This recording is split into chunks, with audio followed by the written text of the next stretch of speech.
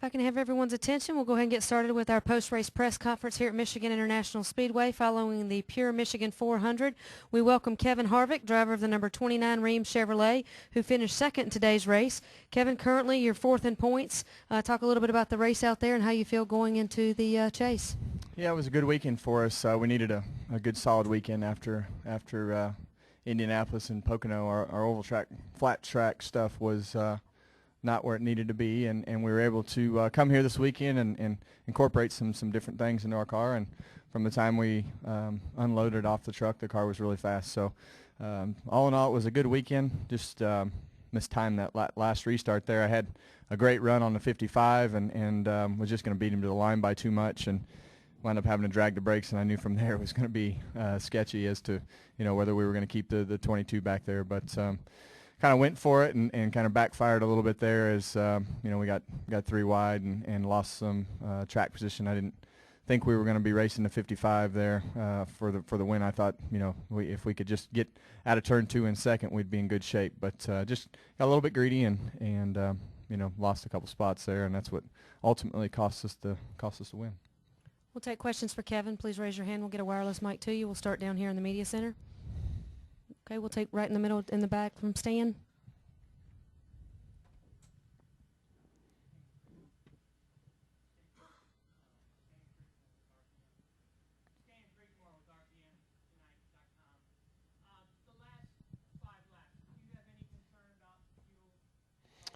We were 2 laps short when we filled up, and were able to, to have at least one caution that I remember, and we saved a bunch under those cautions, and I was able to save a bunch of gas under green during that first part of the run when I was behind the 43. So I felt pretty good about where we were. I think they were ultimately concerned about the green-white checkers, and it didn't come down to that, so it didn't matter. But we were good on gas.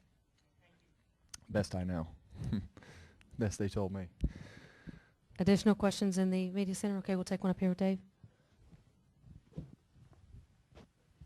George Poley from Comb Daily. Kevin, just generally, what do you like? What maybe keeps you awake at night? Just thinking about the chase and matching up with the other contenders.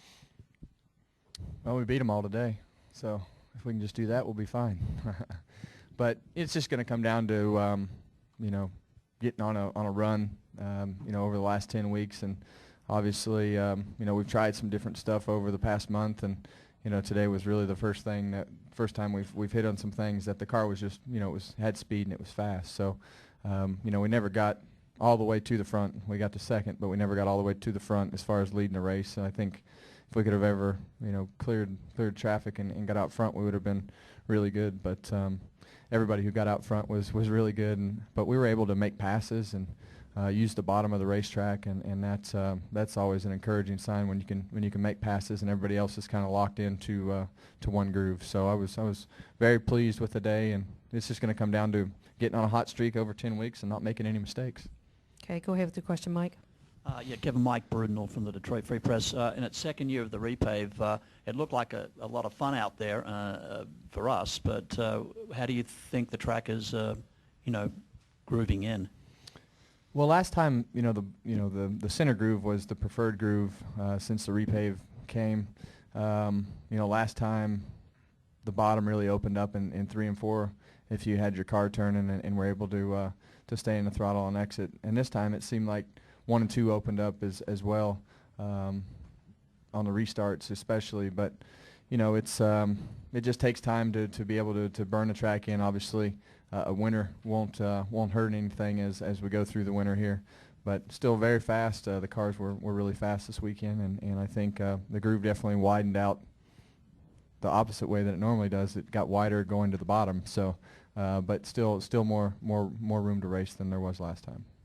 Final questions for Kevin. Kevin, congratulations on your run today. Thank you for your time. Joining us now is Kurt Busch, driver of the number 78 Furniture Row Curtis Chevrolet, who finished third in today's Pure Michigan 400. Kurt currently sits ninth in points following today's race. Kurt, talk a little bit about the race out there and your thoughts on the chase. It's a good day for us. We battled hard and persevered, came through some of the sequences where we were putting on 4 tires and some of the other guys were putting on 2.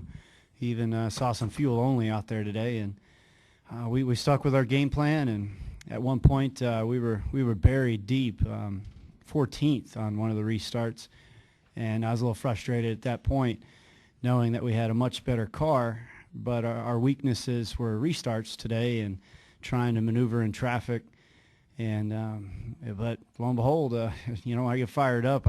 Sometimes I get lucky, and an opening opened up on the outside, and I think I came from on that restart 14th to 6th. So it was a game changer. That one moment was our race. But to be in position and run well and to post the top 3 finish, I just got to thank the guys. Furniture Road team is acting like a big-time player right now, and we have a little bit of weaknesses here and there, but overall we keep posting good results, and it's very satisfying. Okay, we'll take another question from Stan, then come back up front. In the back, Stan.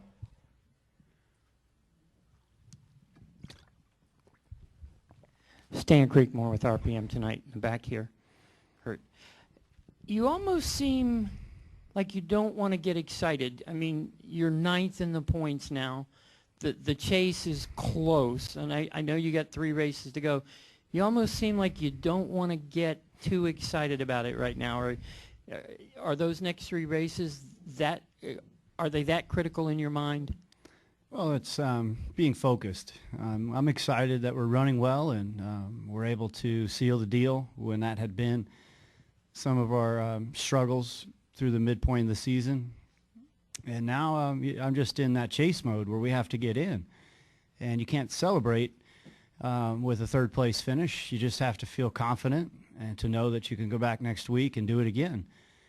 But the biggest thing is just staying out of trouble. Bristol, trouble can happen at any corner. There's going to be 500 laps that we have to perform there next week where we have to protect our car and still finish well. Because a day like today, we were running 14th with 60 to go or something like that.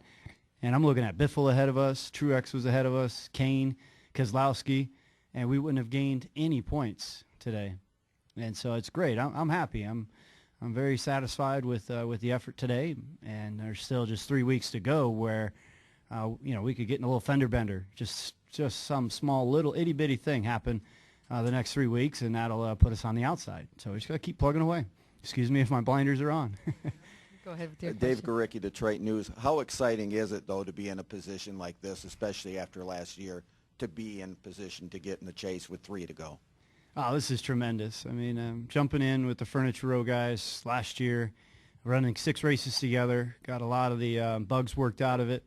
It allowed us to discover things about ourselves, some weaknesses on the team.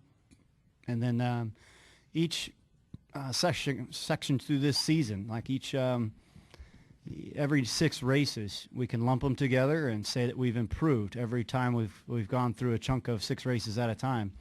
And now here we are. We're 23 races in, got 3 to go to get in the chase, and it's an amazing feeling to be in position right now and to have a group of guys from Denver, Colorado, in the chase right now. And that's what we got to do, is just make sure when the door closes or when the music stops that we got a place. Final questions for Kurt? Kurt, congratulations on your run today. Good luck next weekend. Thank you.